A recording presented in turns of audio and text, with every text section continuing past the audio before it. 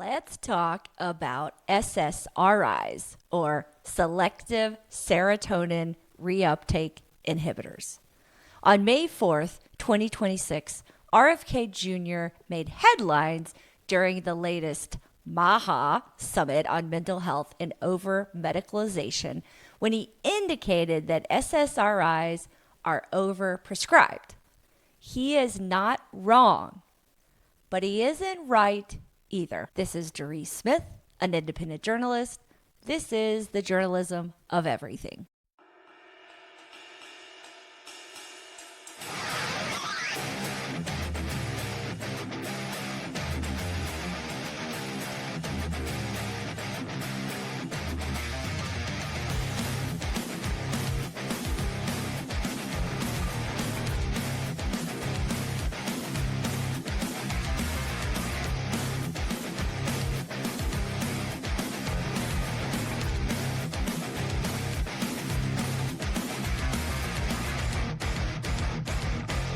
The United States does not just face a mental health crisis, we face a dependency crisis driven by overmedicalization.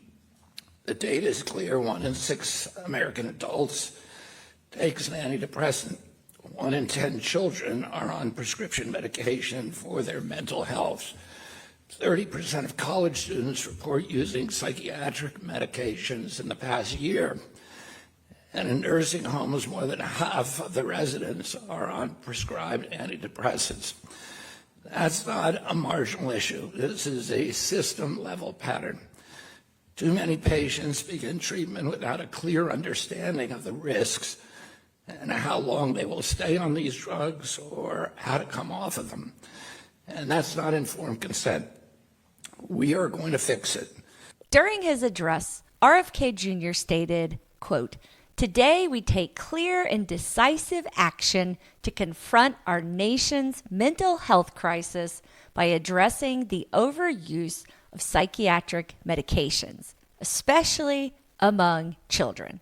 We will support patient autonomy, require informed consent and shared decision-making, and shift the standard of care toward prevention, transparency, and a more holistic approach to mental health." Though RFK Jr. did not seem to indicate that he was moving to ban SSRIs entirely, when combined with his comments on them in the past, many people have jumped to that conclusion. He even said in his comments, quote, "Let me be clear, if you are taking psychiatric medication, we are not telling you to stop. We are making sure you and your clinician have the information and support to make the right decision for you." So why are people freaking out?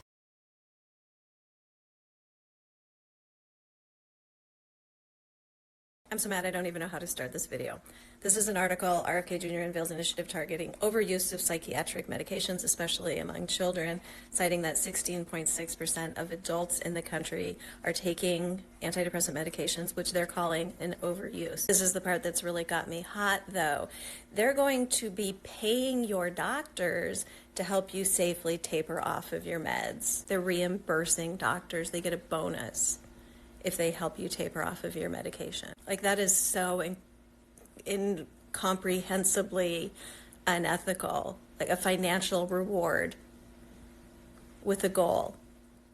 Over his presidential campaign, RFK Jr. made some really misinformed comments about SSRIs, so people are reasonably concerned that he will make drastic moves eventually to ban them.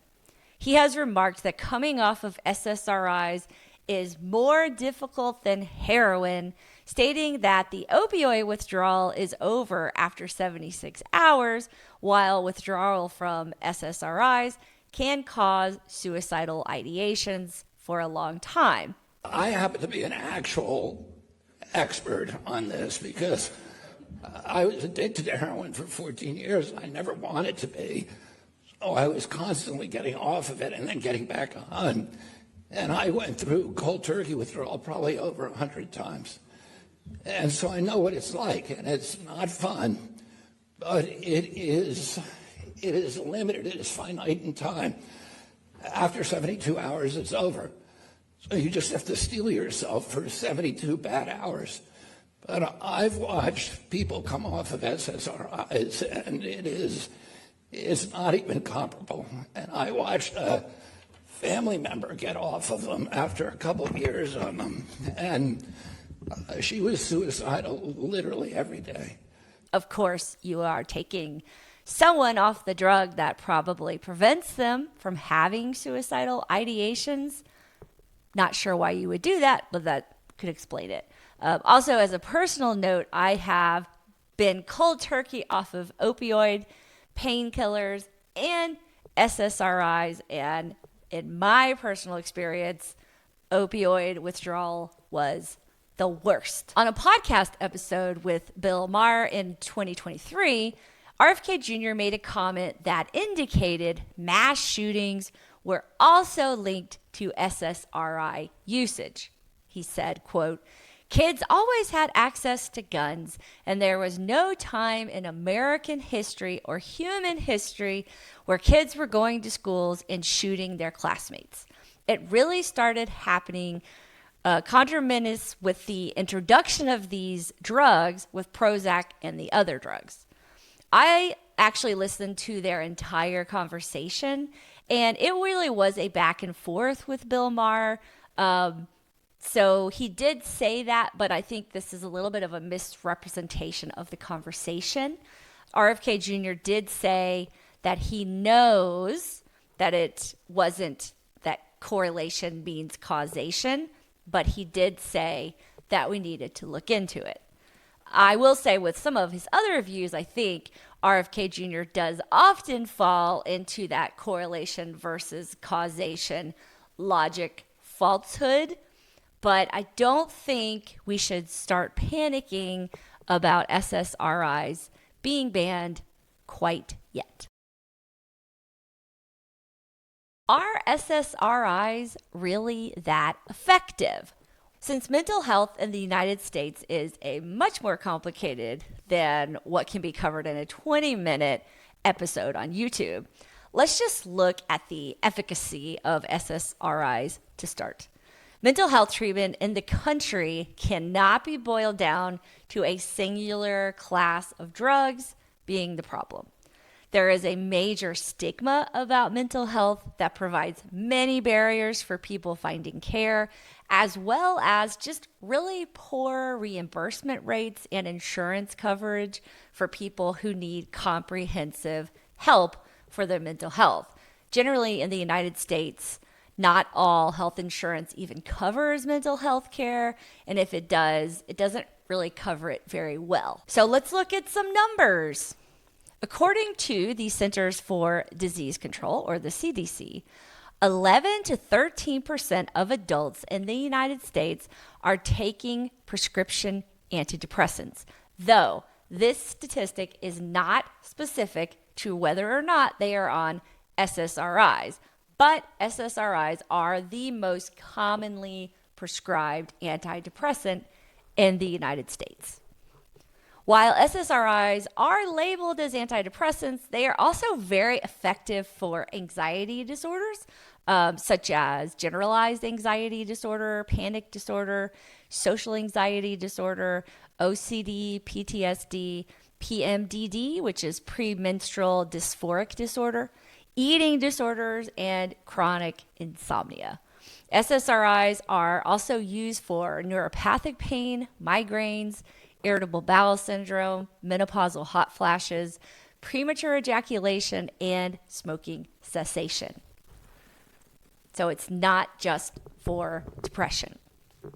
The United States used to have much higher rates of SSRI use compared to other modern countries, but other countries are also seeing higher rates of prescription as well. The UK has a rate of from 13 to 16% of the population on an antidepressant, with Canada and Iceland being closer to 20%.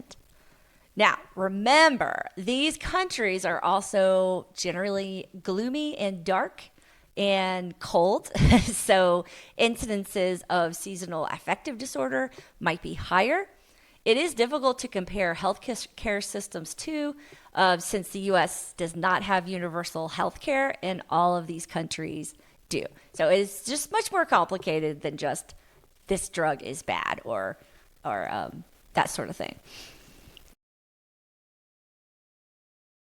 Now, are SSRIs largely effective? SSRIs can be effective for depression, but are most effective when compared to a placebo toward severe depression, which is usually characterized by depression with suicidal ideation, and generalized anxiety disorder.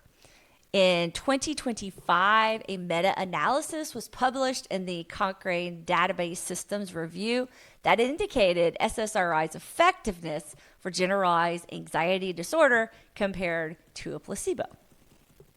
This matched several other studies previously conducted, including in 2018 by The Lancet, which is kind of the gold standard research study up until recently. There were similar findings reinforcing positive findings for SSRIs in people, especially with severe depression, including a 2024-2025 umbrella study conducted by JAMA Psychiatry and the PANDA sertraline trial. And just so you know, sertraline is the generic term for Zoloft. Here's the catch, though.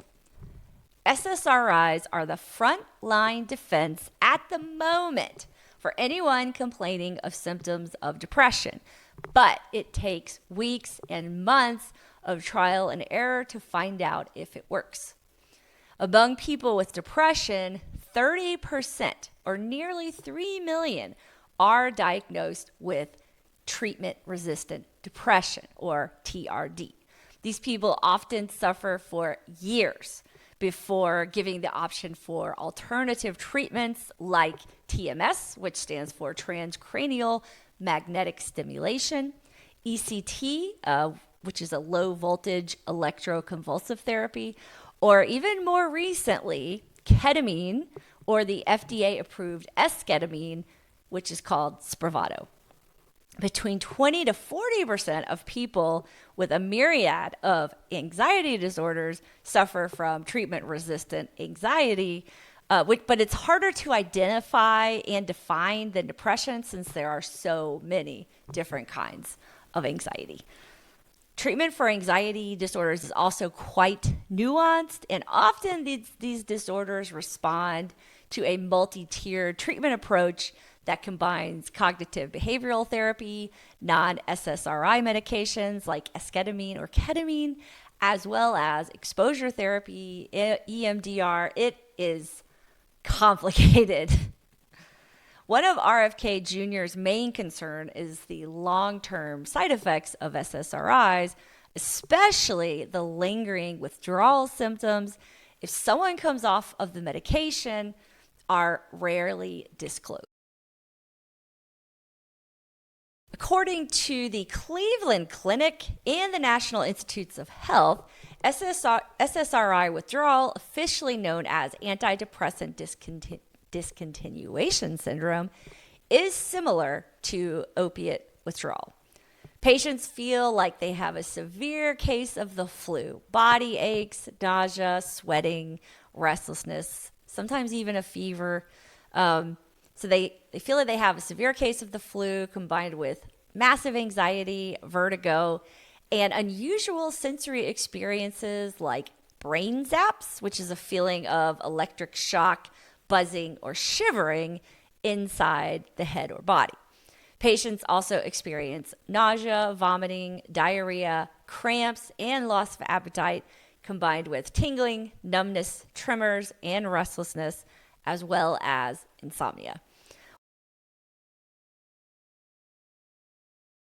One of the biggest lingering complaints of SSRI withdrawal is extreme irritability, anxiety, and a worsening of one's depression. including suicidal ideation, which sort of makes sense because you're taking the medication that helped someone's depression and taking them off of it. Symptoms are often the worst around the second week and can last months. Doctors can help patients with a careful weaning period rather than yanking people off cold turkey, which is never a good idea with any medication. I have gone cold turkey off of opiates, and I can tell you it is miserable, and the lingering depression afterwards is really difficult and often leads to relapse. A completely different subset of medications like methadone and Suboxone have been created to help people deal with managing their symptoms from opioid withdrawal. Here is what I hope. I have seen often in government these kinds of movements to ban or reduce the use of certain medications, like using opioids for chronic pain medication without loosening up restrictions or offering financial incentives for other treatments. Just in full disclosure, I've done a lot of advocacy for people in chronic pain, especially during the opioid epidemic, and the kind of resulting reduction in the use of opioids. So I'm actually quite well versed in this topic personally. When the US government tried to address a rampant and undeniable opioid epidemic in the early 2000s, just as an example, people who had been using opioids appropriately with terrible pain conditions were left without any options. The suicide rate amongst chronic pain patients went way up, in fact. So if there is a movement to incentivize psychiatrists from cutting back on prescribing SSRIs, there needs to be alternative treatments available and immediately. I have done extensive research on ketamine for treatment-resistant depression, and also on esketamine and the latest in ketamine treatment therapy, which is at-home ketamine. So I am speaking from a point of education here. So far in the Trump administration, President Trump has loosened restrictions when it comes to psychedelic-assisted treatments. And I think this is long overdue. Yes, this is one thing I agree that Trump has done right. In April 2026, Trump signed an executive order directing HHS and the FDA to accelerate research into psychedelic therapies such as ibogaine, psilocybin, MDMA, assisted therapy, and other psychedelic compounds. The VA has actually done several large-scale studies surrounding psilocybin, which is basically the shrooms, and MDMA, which is actually ecstasy, kind of that sort of thing, for severe PTSD in veterans. And they both studies gave very promising results. Without getting too much into the weeds on the details, psychedelic compounds like ketamine and esketamine work on a different part of the brain than SSRIs. It works on the glutamate system. And the success of these compounds shows that SSRIs will only ever be moderately successful for certain levels of depression and anxiety. Ketamine and other psychedelic drugs also do not need to be used chronically or every day to help and have less long-term side effects in the low doses that they use. I do not believe that treatment for mental health will ever be a one-size-fits-all solution.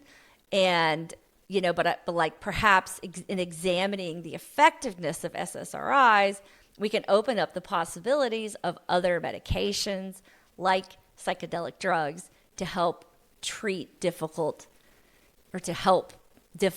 to treat mental health conditions. This is a unique opportunity to transform how we treat depression and anxiety in this country. But there is also great potential for it to go terribly wrong. As long as RFK Jr. sticks to his assertion that he wants patients to be better informed about the actual efficacy of SSRIs and the long-term effects of them, this could really transform the landscape of how mental health is treated in the United States. But if HHS goes into it like the rest of the Trump administration has gone about reducing government systems, the slash and burn approach, millions of Americans will greatly suffer from mental health crises in the coming years. This needs to be a thoughtful, science-based, methodical approach because SSRIs are life-saving for millions of people. We cannot just pull the rug out from under them. But if we find ways to become less reliant on slower acting SSRIs when psychedelics have been proven to work more quickly and with less long-term side effects, then let's do it. This will most likely require a complete overhaul of our healthcare system for better compensation for alternative treatments. So this is not going to be an easy fix at all. The best way that you can support this YouTube channel is to interact with it. Please subscribe, like, and comment. This is Darisse Smith. I'm an independent journalist. This is the journalism of everything.